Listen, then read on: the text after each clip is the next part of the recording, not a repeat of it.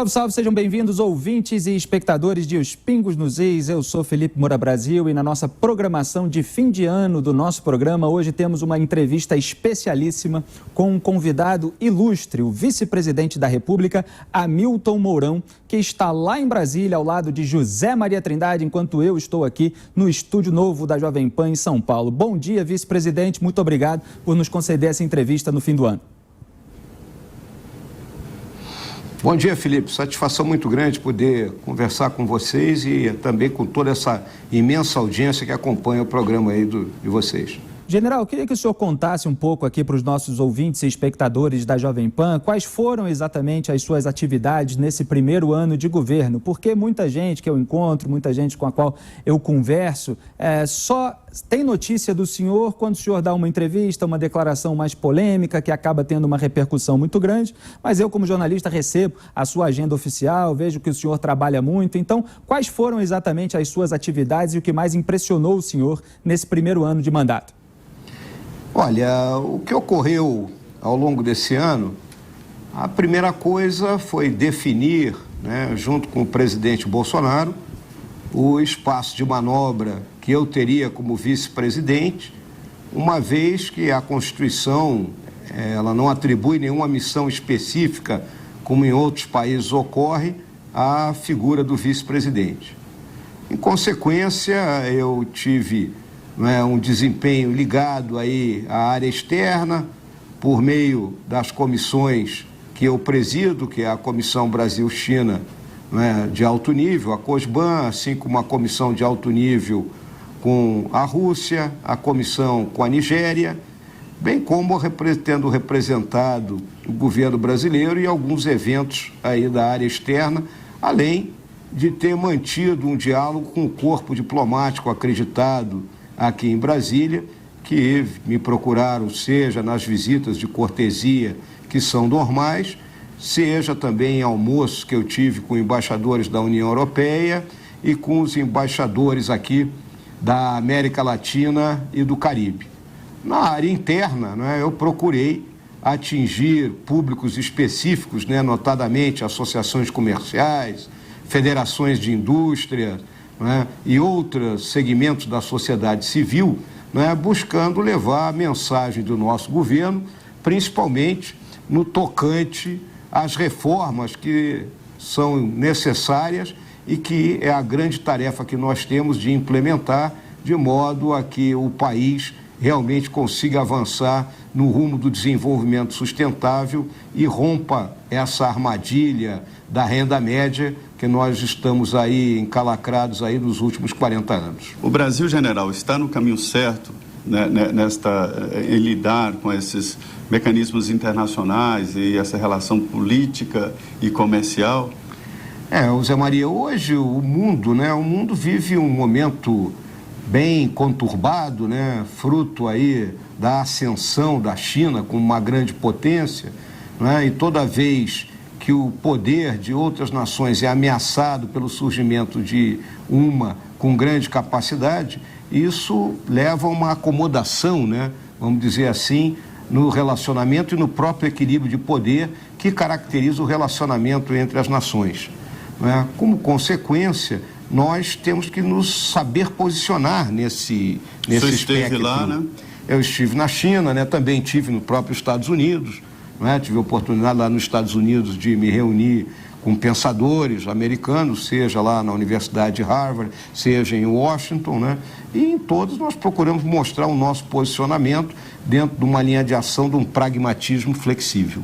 Agora, a Venezuela saiu um pouco ali do noticiário, mas o pau está quebrando lá internamente. O senhor já foi adido militar na Venezuela, conhece inclusive militares lá. Qual é o diagnóstico, general? Porque hoje a coisa ficou meio... esfriou um pouco em termos de dados e de informações. Internamente, a Venezuela prossegue numa situação de conflito, um conflito que não degenerou, felizmente, ainda para uma guerra civil, digamos assim, mas é uma situação de conflito onde o atual governo do presidente Maduro não tem legitimidade, uma vez que se contesta as eleições que foram realizadas, Ao mesmo tempo, existe a presença de outras nações lá dentro, né, notadamente aí Cuba, Rússia, né, e a própria China, né. As Forças Armadas venezuelanas sustentam esse regime aí do presidente Maduro e o autoproclamado presidente Guaidó, né, ele não conseguiu, né, aquilo que se esperava, que era que houvesse, né, digamos assim, uma mudança de pensamento e de posicionamento das Forças Armadas no sentido de levar a que o governo do Maduro saísse e, como consequência, novas eleições fossem realizadas e a Venezuela conseguisse entrar num ritmo de vida, num ritmo, né, digamos assim, coerente e pacífico.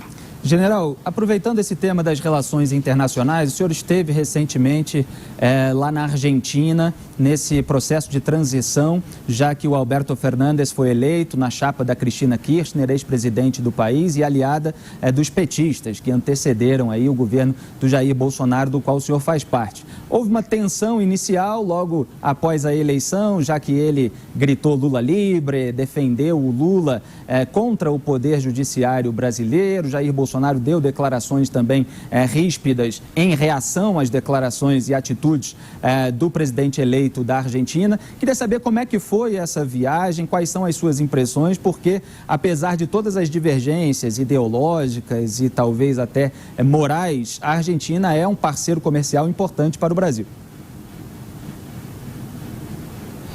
A viagem, né, eu tive a melhor das impressões, principalmente porque exatamente o que eu mencionei aqui anteriormente, a questão do pragmatismo flexível, né?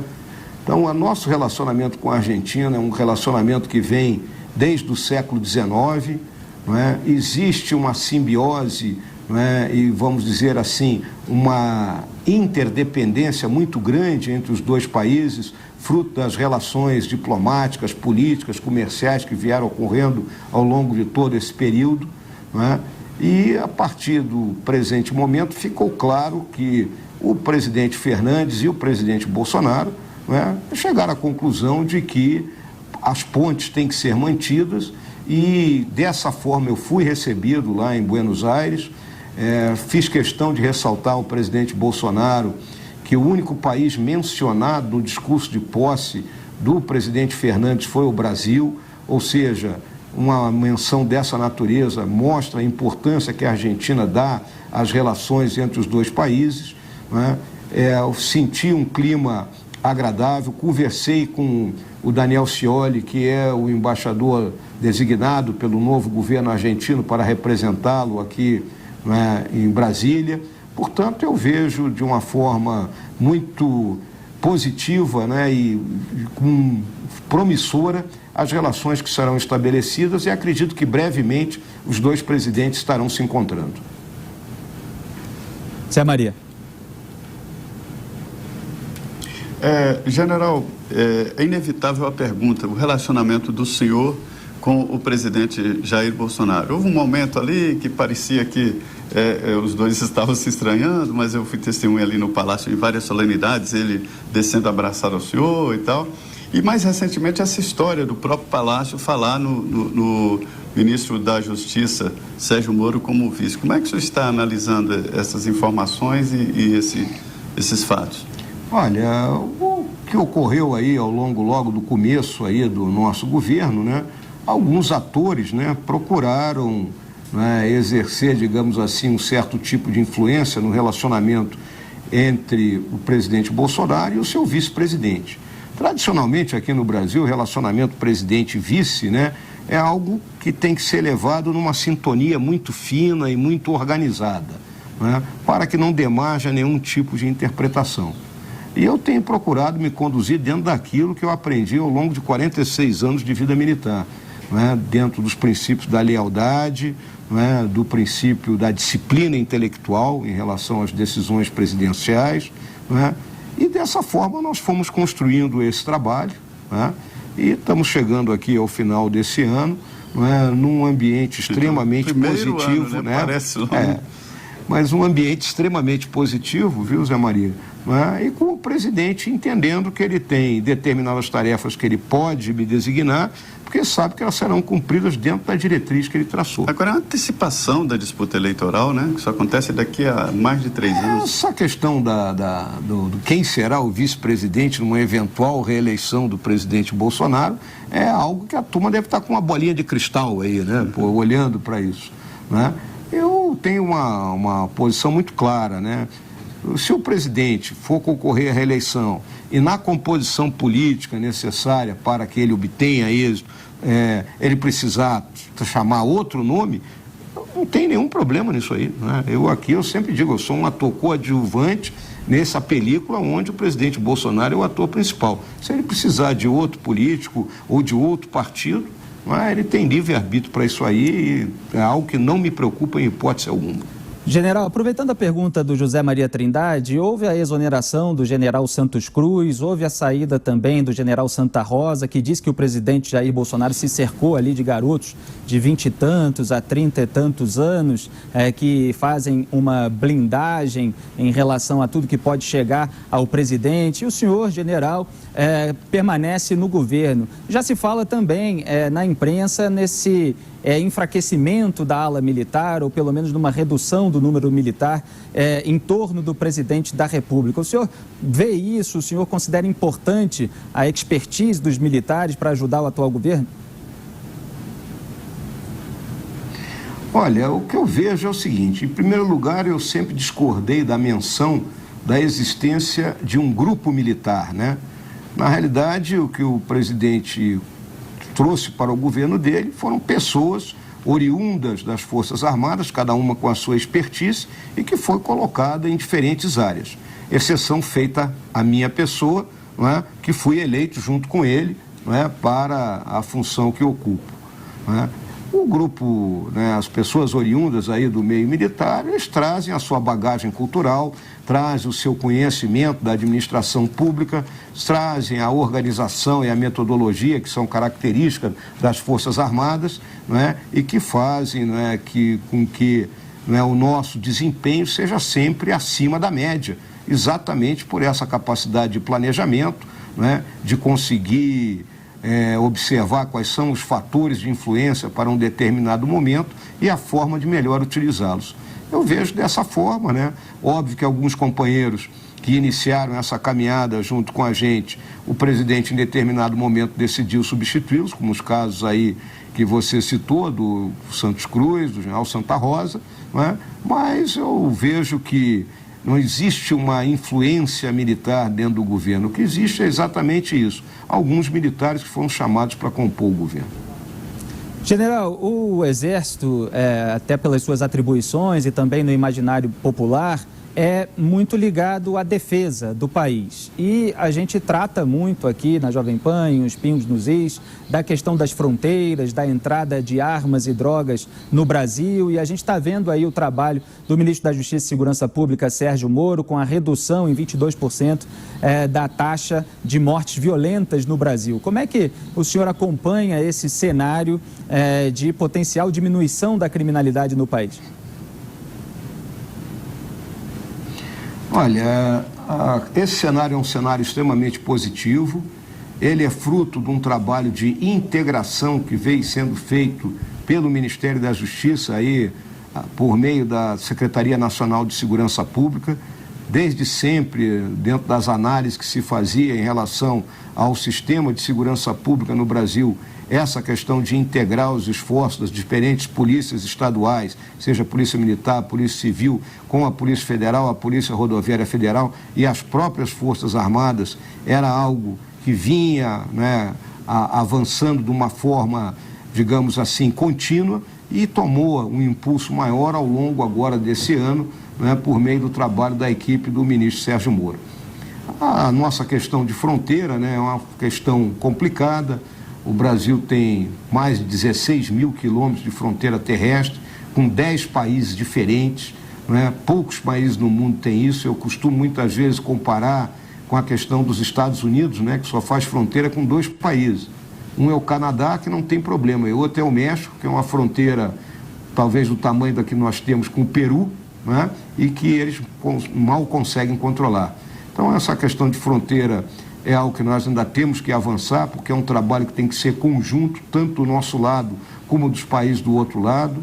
As fronteiras são distintas aqui no Brasil, nós temos fronteiras vivificadas, balizadas por rios obstáculos, outras é selva, né, com rios penetrantes, outras são montanhas com selva. Então, cada caso é um caso e tem que ser analisado isoladamente. General, o Augusto Nunes chega aqui para participar da nossa entrevista também. Tentamos ao máximo casar as agendas nesse final do ano, mas felizmente o Augusto participa aqui dessa segunda parte da entrevista. Salve, salve, Augusto. Salve, obrigado, Felipe. General, é um prazer voltar a falar com o senhor. Eu queria retomar as conversas que começamos a ter há pouco mais de 10 anos em São Gabriel da Cachoeira. O senhor comandava as tropas que defendem boa parte da fronteira, lidam com uma região onde o Estado praticamente não tinha presença nenhuma. O senhor me apresentou um quadro claríssimo. Eu comecei a saber como é que é a Amazônia graças ao senhor. Eu pergunto, de lá para cá, são mais ou menos 11 anos, a presença do Estado aumentou ou é só o Exército que representa o Estado brasileiro todo na região de São Gabriel da Cachoeira, que é vital para os interesses brasileiros, né? Faz fronteira com Colômbia e Venezuela. Olha, Augusto, pouca coisa mudou, né? Desde aquela oportunidade que nós tivemos juntos lá no ano de 2007, lá em São Gabriel da Cachoeira, ou seja, são 12 anos passados, né? O Exército, ele solidificou a sua presença lá na região da Cabeça do Cachorro, né? Aumentando o efetivo, né? Que havia em relação àquela época e o que tem hoje, né? Mas as demais agências do Estado, né, ela tem dificuldades ainda em se fazer presente. Essa região de fronteiras afastadas, né, inóspitas, né, distantes dos grandes centros, né, são regiões que a gente ainda tem dificuldade em que as pessoas para lá se dirijam e que se consiga prestar o apoio de saúde, o apoio na área de educação, né, o apoio até nessa área social como um todo para a população brasileira que lá vive, bem como, né, digamos assim, a própria questão do controle do entra e sai de estrangeiros nessas fronteiras. A situação melhorou, mas ainda não chegamos ao nível que a gente considera o ideal. E o governo tem planos específicos para mudar esse quadro rapidamente, general? Olha, Augusto, o governo tem planejamento aí para a área de fronteira que vem sendo executado, seja pelo Ministério da Defesa, seja pelo Ministério da Justiça, é algo que já vinha, né, de próprios governos anteriores, foi intensificado, né, mas é aquela questão, né, nós temos hoje ainda outros problemas maiores no Brasil em relação, né, à situação econômica, né, e às questões sociais e de segurança pública que afligem, né, digamos, as áreas mais povoadas do Brasil, onde os nossos esforços precisam ser um pouco maior.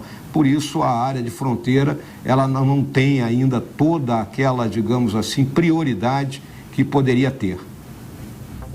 Em relação à aprovação da reforma da Previdência e outras medidas econômicas que avançaram aí nesse primeiro ano do governo Jair Bolsonaro, como é que o senhor acompanhou esse processo? Qual é a sua expectativa para o próximo ano? E como é que nas suas viagens o senhor conversa a respeito desse assunto? Quer dizer, o que o senhor sente da impressão das pessoas, tanto no exterior quanto aqui dentro do Brasil?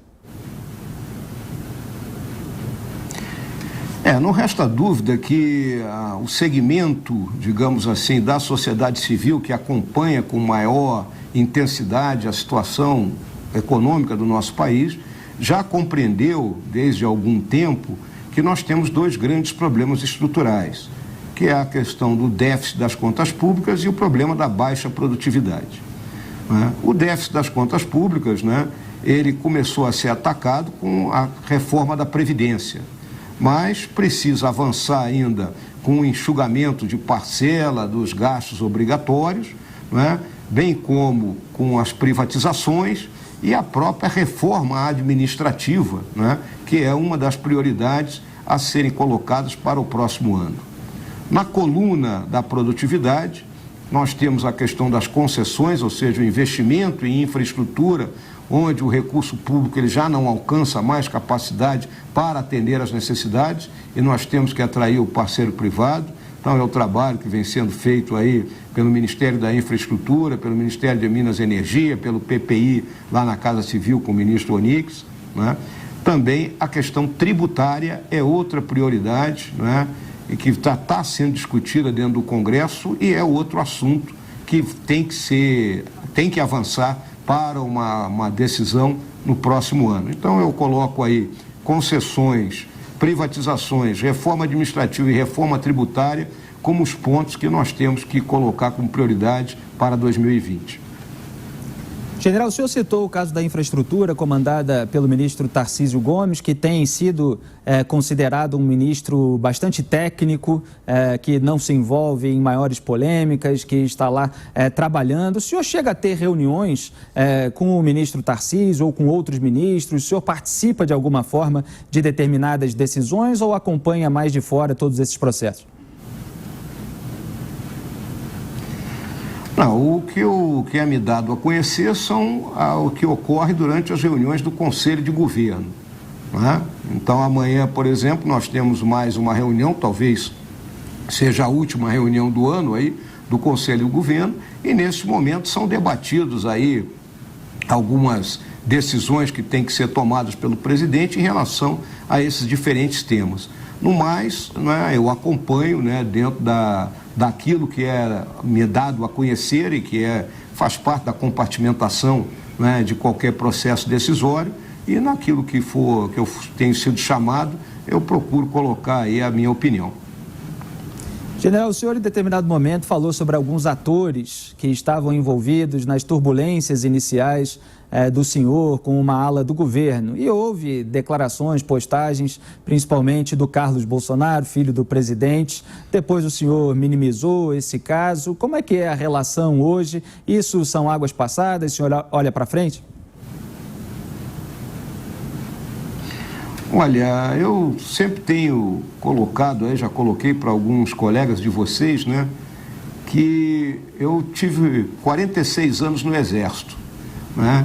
No Exército eu não podia ser aplaudido, né? Em consequência também não podia ser vaiado, né? E agora, quando você entra para a vida política, né, você está sujeito a vaias e aplausos. Então eu encaro as críticas de uma forma normal, a maioria a gente no íntimo sabe que elas não são justas, né? E você tem que aprender a entender que a partir do momento que você se coloca numa posição como a que eu estou, né, você está sujeito a isso, né? Então eu procuro olhar para frente sempre nesses casos, né, e não tomar, né, as coisas pelo lado pessoal, porque toda vez que você leva as coisas para o lado pessoal, aí você acaba se perdendo no seu raciocínio e na sua capacidade de contribuir. General, não é nenhuma gentileza dizer que o senhor é um especialista em Amazônia, né? Eu sei que é. Quando se agravou essa crise com Brasil e França, em torno das queimadas da Amazônia, dos incêndios, o senhor foi ouvido, o senhor costuma ser ouvido sobre as questões ligadas à Amazônia pelo governo? Todas as vezes que a gente debate esse tema, ou que eu sinto a necessidade, né, de assessorar pessoalmente o presidente, eu faço, né? Então, normalmente eu procuro ter uma conversa reservada com ele, né, e apresentar as minhas ideias, a minha visão, a minha opinião, para auxiliar o processo decisório dele, né? A questão da Amazônia, a questão do meio ambiente, né, ela é uma questão que é um problema do século XXI, né? E é algo que a gente tem que saber, entender e saber também colocar para o resto do mundo de forma organizada o que é o Brasil realmente em relação ao meio ambiente. E não sermos sujeitos a, digamos assim, a análises preconceituosas que muitas vezes ocorrem em relação ao país. General, recentemente houve na opinião pública um grande debate aí sobre declarações sobre a possibilidade de uma recriação de um certo AI-5 a Constituição não permite a criação.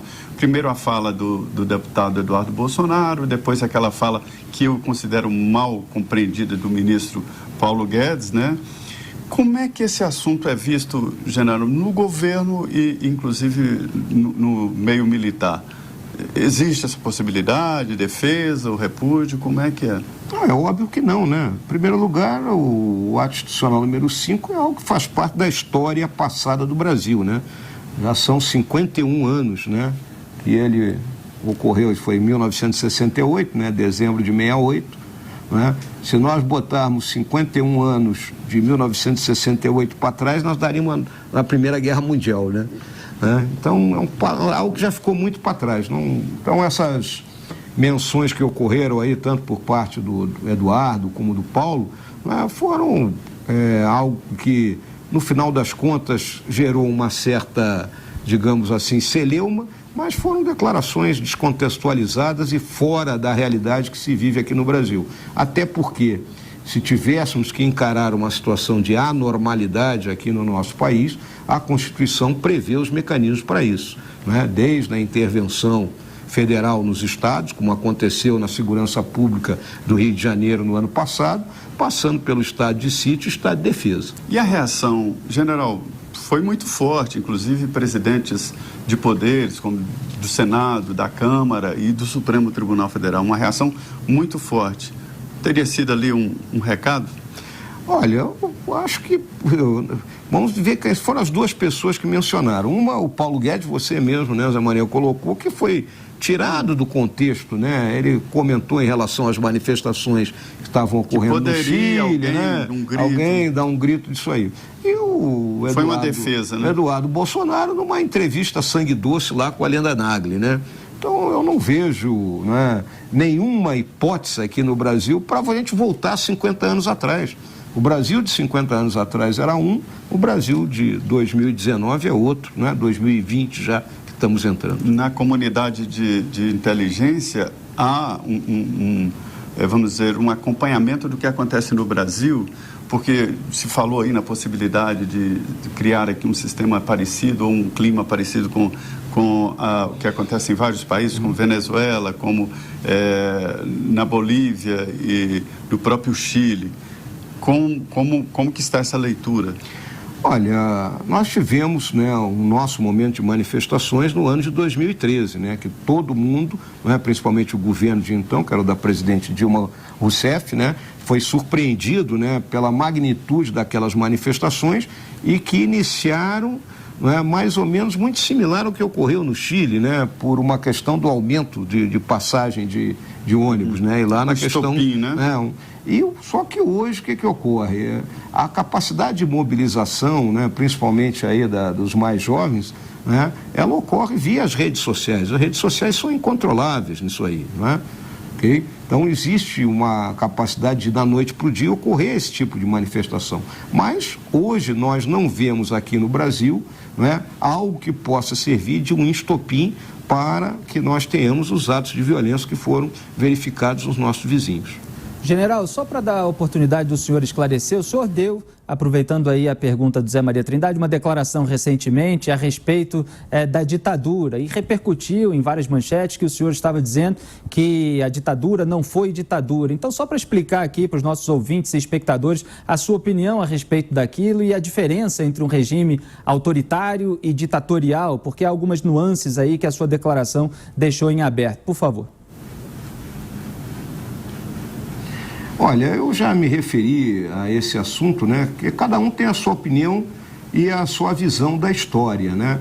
Então se coloca sempre a ditadura militar, né? Eu vejo um período de presidentes militares que se alternaram, utilizando instrumentos autoritários, né? Uma vez que não havia uma eleição direta para presidente, né?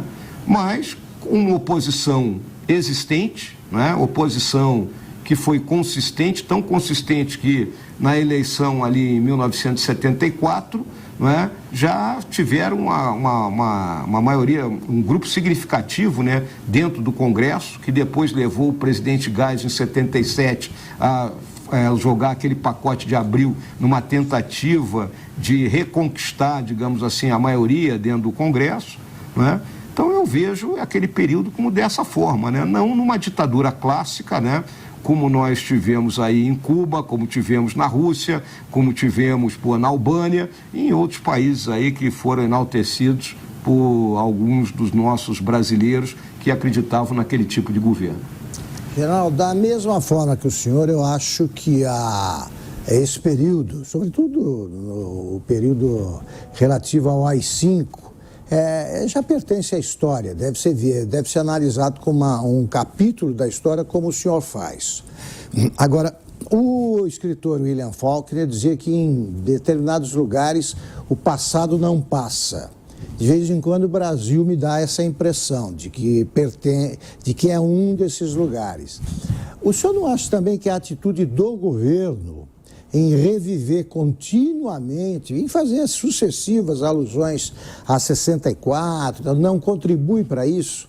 Que o governo também não deveria considerar como já era considerada, como o senhor lembrou, em 68, a Primeira Guerra Mundial, uma coisa que aconteceu e pertence à história. Olha, Augusto, eu vejo dessa forma. Eu vejo que esse período é história, né, que tem que ficar na mão dos historiadores, né, e a história será cada vez mais bem interpretada e contada à medida que os atores que estavam presentes naquele momento não estiverem mais, né, e aí a análise será feita de forma mais desengajada.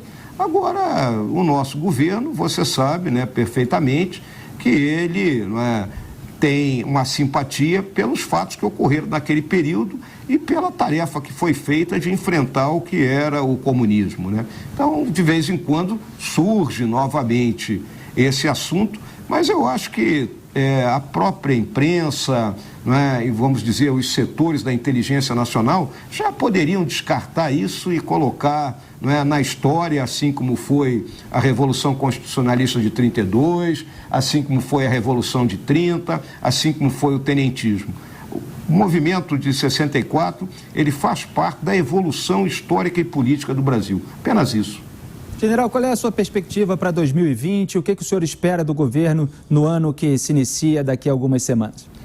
Olha, eu espero que a gente consiga manter a nossa clareza, a nossa determinação para levar avante as reformas que precisam e são necessárias de serem realizadas, que tenhamos toda a paciência necessária para negociar, né, com os estamentos da sociedade, com os representantes da sociedade dentro do Congresso, cada uma dessas reformas, e que também, né, consigamos, né, levar, né, parte daquilo que nós estamos trabalhando e fazendo em termos da questão social dentro do Brasil, para que a nossa população se sinta mais acompanhada, mais apoiada, né, e que tenha mais crença no sucesso do nosso governo, que será, obviamente, o sucesso do Brasil.